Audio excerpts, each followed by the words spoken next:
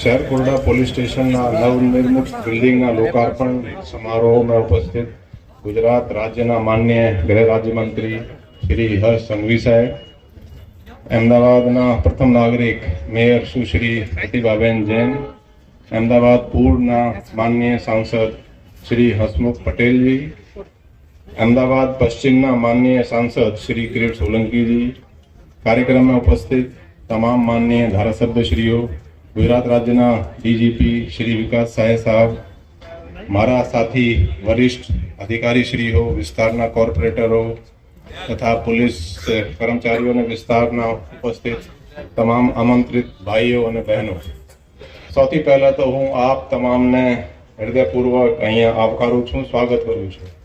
आ विस्तार माटे अने पुलिस माटे खूब ज अगत्यनो दिवस छे। पुलिस खाता में जोईए तो बीजा जुदा जुदा ऑफिस होय छे, commissioner office, police station, DCP, पर कॉन्स्टेबल थी मांडीने जे डीजीपी सुधी सुधी जे सौथी इम्पोर्टન્ટ पुलिस जगह गणाईए, कोई यूनिट गणाईए तो आ पुलिस स्टेशन छे, ज्यां तमे जुओ तो एफआईआर थी मांडीने अरजीओ, पासपोर्टनो काम, समन्स, वॉरंट, जुदा जुदा कामगीरी होती होय छे। जेथी सौथी अगत्यना यूनिट तरीके जे पुलिस स्टेशन आज एनो इनोग्रेशन थई रह्यो छे એ બદલ હું આપને ફરીથી આવકારું છું, અભિનંદન પાઠવું છું। પોલીસ પ્રજા પ્રત્યે સંવેદનશીલ રહે। અમે અહીંયા આવ્યા પછી 31 જુલાઈના રોજ અમે જોઈન કર્યા। મારો અભિગમ છે કે પોલીસનું વલણ બદલે, પોલીસ ખરેખર પ્રજાની સેવક તરીકે કામ કરે અને પોલીસનો થોડું ગુનેગારો ઉપર ડર પણ રહે, એ રીતેની પોલીસિંગ આપણે કરવા માંગીએ।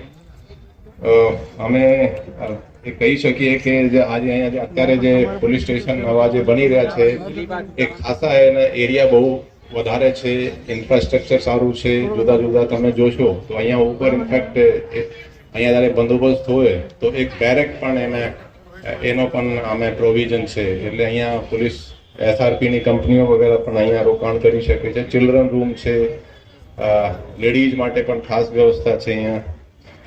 હવે હું કહી શકીએ કે જે પ્રજાલક્ષી જે નીતિઓ સરકારશ્રી દ્વારા જે અપનાવવામાં આવી છે, પોલીસ પણ એનો બહુ અગત્યનો ભાગ ભજવે છે।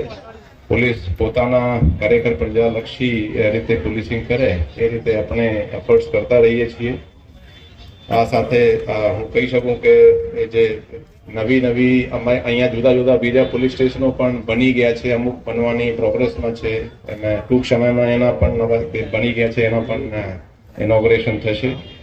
આ સિવાય હું એ પણ કહેવા માંગુ છું કે ગુનાખોરી પણ પોલીસનું કાબુ હેઠળ છે, એ માટે પણ આપણે સતત પ્રયાસ કરતા રહીએ છીએ। અમે 31 જુલાઈ જોઈન કર્યા પછી 31 ડિસેમ્બર સુધી એટલે 2023ના 5 મહિનામાં કુલ 320 લોકોને આપણે પાસા હેઠળ જેલમાં મોકલ્યા છે અને 93 લોકોને આપણે હદપારની પ્રોસેસ શરૂ કરી છે। એનાથી જે ગુનાખોરી છે ખરેખર એના કંટ્રોલ હેઠળ છે। ગેરકાયદેસર પ્રવૃત્તિઓને પણ નેસ્તનાબૂદ કરવા માટે અમે ખૂબ જ અહેમિયત અને અગ્રતા આપવામાં આવી છે। સાથે સાથે અમદાવાદના ખાસ કરીને ડ્રગના જે દૂષણ છે એને ડામવા માટે, નેસ્તનાબૂદ કરવા માટે ખાસ એફર્ટ્સ આપણે કરતા રહીએ છીએ।